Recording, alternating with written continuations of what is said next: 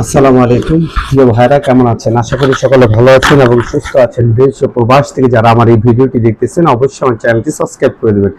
প্রিয় ভাইরা, আজ 1 মার্চ রোজ রবিবার ঢাকা বিএফএস গ্লোবালের যে সর্বশেষ আপডেট, সেই আপডেটটি আজকে আপনাদের জানিয়ে দেবো এবং সেই সাথে একটি গুরুত্বপূর্ণ নিউজ আপনাদের দেবো, যেটা আপনারা 2023 সালের যারা আমরা ভুক্তভোগী ছিলাম, পর্যাপ্ত পরিমাণে রিজেক্ট খাচ্ছে অথবা আপডেট করার পরও যাদেরকে রিজেক্ট করে দিয়েছে তাদের জন্য একটি গুরুত্বপূর্ণ সংবাদ আছে। সেটা হচ্ছে, আপনারা অনেকে প্রশ্ন করেন যে যারা রিজেক্ট খাওয়ার পর 2 মাসের যে আলটিমেটাম দেওয়া হয়, যে 2 মাসের মধ্যে যদি আপনার কাগজটা আপনি সম্পূর্ণ সঠিক করে নিয়ে আসতে পারেন তাহলে অবশ্যই আপনি ভিসা পাবেন।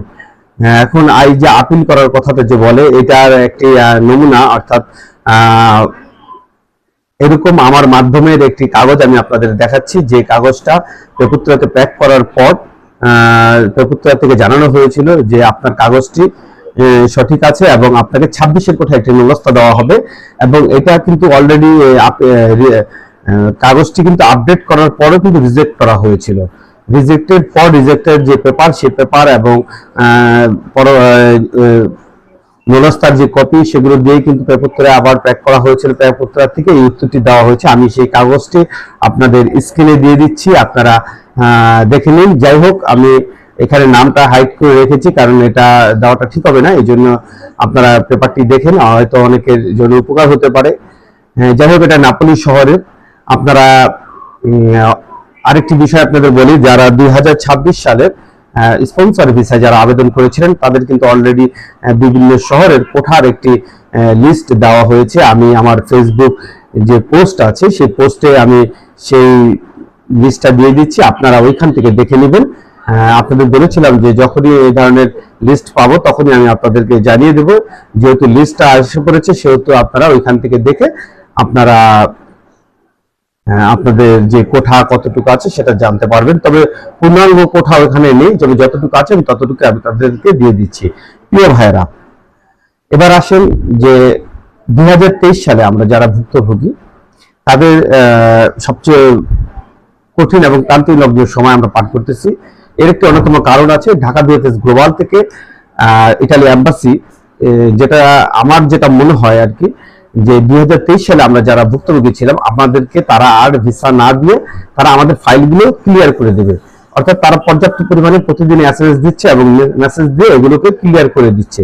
এগুলো যখন ক্লিয়ার হয়ে যাবে তখন তারা যারা আপডেট করবে বা ফাইলগুলো নতুন করে রিইস্যু করবে অথবা আপিল করবে বা পেপুত্রা থেকে নতুন করে তাকে ব্যবস্থা দেবে, যেটা 26-এর কোঠায়, যে 26-এর কোঠায় না, 26-এর ডেটে আপনার 23-এর কোঠারই ব্যবস্থা আবার আপডেট করে উঠবে। তারা ওয়েব ফর্মের মাধ্যমে আবেদন করে আবার কিন্তু ভিসা পাবে 100%। যাদের ব্যবস্থা উঠবে তারা কিন্তু ভিসা পাবে। আর এই জন্যই কিন্তু আমি আপনাদেরকে এই নমুনাটি দিলাম। এটা পেপুত্রাতে দেওয়া হয়েছে। এখন বিষয়টা হচ্ছে কবে ব্যবস্থা দেবে সেটা আসলে আমি সঠিক অবগত নই, তবে যদি ব্যবস্থা যেদিন উঠবে অবশ্যই আমি আপনাদেরকে আবার সেদিনকে জানিয়ে দেবো। যদি ব্যবস্থা ওঠে অবশ্যই আপনারা এটা জানতে পারবেন, কারণ এটা আপনাদের অনেকেরই জানার প্রয়োজন, কারণ অনেকেরই আপডেট হওয়ার পরও আপনারা রিজেক্ট খেয়েছেন। প্রিয় ভাইরা, 2023 সাল নিয়ে আপনারা আর বেশি একটা আশাবাদী থাকবেন না। হয়তো যদি ভাগ্যের গুণে যদি ভিসা পান সেটা আপনার ভাগ্য ভালো, সেই জন্য, কিন্তু এছাড়া ভিসা পাওয়ার সম্ভাবনা খুবই ক্ষীণ হয়ে আসতেছে প্রতিনিয়ত। যেহেতু এম্বাসি থেকে প্রতিনিয়ত রিজেক্টের এসএমএস গুলো দিচ্ছে প্রচুর পরিমাণে, সেহেতু বোঝা যাচ্ছে যে তারা চাচ্ছে যে ফাইলগুলো তারা ক্লিয়ার করে ফেলতে, সেটা অরিজিনাল হোক আর ডুপ্লিকেট হোক। প্রিয় ভাইরা, এই যে ক্লিয়ারটা তারা এখন করতেছে, দেখেন আমরা একটা সময় যখন দেখছিলাম যে ডুপ্লিকেট ফাইল বা ফেক কাগজগুলো তারা প্রথম দিকে এই কাগজগুলো কিন্তু তারা দিয়ে দিচ্ছে। তাই যেহেতু এই কাগজগুলো তারা প্রথম দিকে দিয়েছে, যাদের কাগজগুলো অরিজিনাল ছিল তাদের কাগজগুলো তারা আটকে রেখেছে। এখন সেই অরিজিনাল কাগজগুলো যদি তারা একই রকম ভাবে যদি এখন দিতে থাকে সে রিজেক্ট, তাহলে আমাদের সে আগে যদি দিয়ে দিত তাহলে মনে হয় সবচেয়ে ভালো হতো। যাই হোক, আমাদের সাথে অনেক বড় গেম হয়েছে, কারণ আমরা বাংলাদেশি, আমরা আসলে তৃতীয় শক্তির দেশ বা একেবারে বলতে পারেন যে নিম্ন আয়ের দেশ। আমাদের সাথে তারা এরকমটা করতে পারলো। এটা যদি অন্য কোনো দেশের সাথে হতো তাহলে অবশ্যই সে দেশের সরকার, সে দেশের গভর্নমেন্টকে তার জবাবদিহিতা করতে হতো। এখন আমাদের আসলে এরকম জবাবদিহিতা করার এরকম কেউ নেই, কারণ আমাদের পরপর 3টি সরকার আমরা দেখে ফেললাম। যখন আমরা কাগজ জমা দিচ্ছি ছিল আওয়ামী লীগ সরকার, এরপর যখন কাগজের মধ্যাহ্ন সময় তখন দেখলাম ইউনূস সরকার, তারপর দেখলাম বিএনপি সরকার, এখন পর্যন্ত আমরা সেই ঝুলিয়ে আছি, আমাদের কোনো সুরা হয়নি। আসলে আমাদের এই ব্যাপারগুলোতে দেখার মতন কেউ নেই। আমরা আসলে একেবারেই আসলে মানে দুর্বল হয়ে গিয়েছি।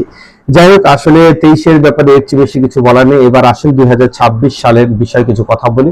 আপনারা যারা 2026 সালের ভাইয়েরা, আপনাদেরকে অনেকে প্রশ্ন করেন, ভাই আপনি প্রতিদিন প্রায় একই রকমই কথা বলেন। প্রিয় ভাইয়েরা, আসলে বর্তমানে তো আপডেট ওই রকম নাই যে আমি আপনাদেরকে আপডেট দেবো, তাই কথাগুলো যেগুলো আপনারা কমেন্ট করেন সেই কমেন্টের উত্তরগুলোই দিই। যেহেতু 26-এর আপনাদের কোঠার বিষয় জানার ছিল, আমি কিন্তু সেটা বলে দিয়েছি যে 26-এর কোঠা মোটামুটি স্পন্সর ভিসার যে কোঠাগুলো, সেই কোঠাটা বের হয়েছে, সেটা আমি আমার ইউটিউব পেজে, ইউটিউবে আপনার ফটোতে দিয়ে দিচ্ছি, আপনারা ওইখান থেকে দেখে নেবেন। এবং যারা আমার চ্যানেলটি আসলে সাবস্ক্রাইব করেননি, আপনারা কিন্তু আসলে সাবস্ক্রাইব করে রাখেন, কারণ যে কোনো সময় একটা তথ্য, ভালো তথ্য আসলে আপনারা সাথে সাথে সেটা আপনারা জানতে পারবেন। অনেকেই দেখেন কিন্তু সাবস্ক্রাইব করেন না। যাই হোক, আপনাদের উদ্দেশ্যে বলছি, আপনারা যারা দেখেন সাবস্ক্রাইবটা করে রাখবেন।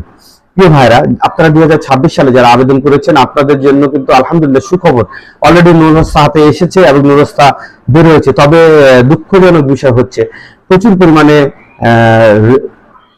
ফেক রিসিভিউটার কিন্তু পরিলক্ষিত হচ্ছে, এবং অনেকে 2025 সালের ফেক নুরুস্তাও রিসিভিউটার দিচ্ছে, এবং অনেকে 26 সালেরও ফেক রিসিভিউটার দিচ্ছে। 26 সালের ফেক রিসিভিউটারটা সবচেয়ে সহজ করেছে, কারণ এখানে পরিবর্তন করাটা একেবারে সহজ। তাই 26 সালের ফেক রিসিভিউটারটা অনেকেই বুঝতে পারবেন না যতক্ষণ পর্যন্ত আপনাকে আর কি এটা ঝুলিয়ে রাখা ছাড়া কিছু নেই। কারণ এখন বর্তমানে অনেক সহজ বিষয় হচ্ছে টাকা কামানোর। আপনি যদি বলেন যে আমাকে 10টা ফাইল দাও, 40,000 টাকা করে দাও, তাহলে দেখবেন যে অনেকে আছে টাকা দেয় এবং ফাইল জমা দেয়, হয়তো 2টা 4টা জমা দেয়, 6টা জমা দেয় না। এরকম যদি কেউ 100 ফাইল জমা না দেয়, আপনি হিসাব করেন কত টাকা সে নিয়ে যাচ্ছে। এইভাবে অনেক ফেক ব্যবস্থাগুলো এখন অ্যাভেলেবেল বের হচ্ছে, এবং অনেকে প্রতারিত হচ্ছে। অনেকে জমা দেওয়ার পরও সে জানতেছে না যে তার কাগজটা আসলে জমাই পড়েনি, কিন্তু সে একটা রিসিভিউটা নিয়ে বসে আছে। এরকম অনেকেই আছে। প্রিয় ভাইরা, আসলে দুঃখজনক যারা এই ধরনের কাজ করে, আসলে এটা ঠিক না। এই কথাটা আসলে বলাও উচিত না, কারণ অনেকে বিপদে পড়ে করে, অনেকে ইচ্ছাকৃত ভাবে করে। তবে যারা ইচ্ছাকৃত ভাবে করে তাদেরকে আসলে কিছু বলার নেই। তারা আসলে কি বলবো, অনেক দুঃখজনক। বিশেষ করে আমরা 23-এর যারা ভুক্তভোগী আছে, আমরা এখন পর্যন্ত জমাও দিতে পারি না, আমাদেরকে আসলে কোনো ধরনের সমাধানও হয়নি। যাই হোক, আপনাদের ঢাকা বিএফএস গ্লোবালের যে তথ্যটা দেবো, আজকে আমার ছোট ভাই আমার মাধ্যমে একটি কাগজ রিজেক্টের পেপার আনতে গিয়েছিল। আমি সেই হিসেবে বলতেছি, তার থেকে তথ্যের উপর ভিত্তি করে বলতেছি যে আজকে ঢাকা বিএফএস গ্লোবালে মোটামুটি সে যখন গিয়েছিল 4-5টি কাগজের মতো দেখেছে, যেগুলো জমা দেওয়ার ভিতরে জমা দেওয়ার জন্য, এবং প্রায় 12-13 জনের উপরে হবে যারা রিজেক্টের SMS মানে রিজেক্টের কাগজ দিয়েছে। তবে পর্যাপ্ত পরিমাণে লোক ছিল ফ্যামিলি ভিসার, অনেক ফ্যামিলি ভিসা হচ্ছে, অনেক অনেক। প্রিয় ভাইরা, আপনি বিএফএস গ্লোবালের সামনে গেলে আপনি বুঝতে পারবেন যে কি পরিমাণ ফ্যামিলি ভিসা হচ্ছে। বর্তমান সময় অকল্পনীয় ফ্যামিলি ভিসা দিচ্ছে। এখন আপনারা যারা এখনো পাননি, আপনারাও পেয়ে যাবেন। হয়তো আপনাদের কোনো কাগজে একটু ঝামেলা থাকতে পারে, বা কোনো কাগজে একটু মনে করেন সন্দেহ থাকতে পারে, হয়তো যাচাই বাছাই এখন শেষ হয়নি, এই জন্য আপনারা পাচ্ছেন না। তবে ইনশাল্লাহ পেয়ে যাবেন সকলে যারা ফ্যামিলি ভিসা জমা দিয়েছেন। আসলে এখন পর্যন্ত ওই ধরনের আপডেট দেওয়ার মতো নাই। এর কারণ হচ্ছে এখন যে কয়টা নুরুস্তা জমা হচ্ছে 2025 সালে যারা অক্টোবর মাসে ক্লিক ডেতে অংশগ্রহণ করেছিলেন, মোটামুটি এই নুরুস্তাগুলো এখন বেশ কিছু নুরুস্তা উঠতেছে। সেই নুরুস্তাগুলো কিন্তু এখন ওয়েব ফর্মের মাধ্যমে আবেদন করে জমা দিচ্ছে। তবে 26-এ কিন্তু এখন পর্যন্ত কোনো নুরুস্তা জমা হওয়া শুরু হয়নি। ইনশাল্লাহ সামনে হয়তো আগামী 15 দিনের ভিতরে আপনারা দেখতে পাবেন যে 2026 সালে ফাইলগুলো জমা হওয়া শুরু হয়ে গেছে। ইনশাল্লাহ তখন থেকে পুরো দমে আপনারা ভালোভাবে আপনারা আপডেট পাবেন। সেই পর্যন্ত আপনারা ভালো থাকুন, সুস্থ থাকুন।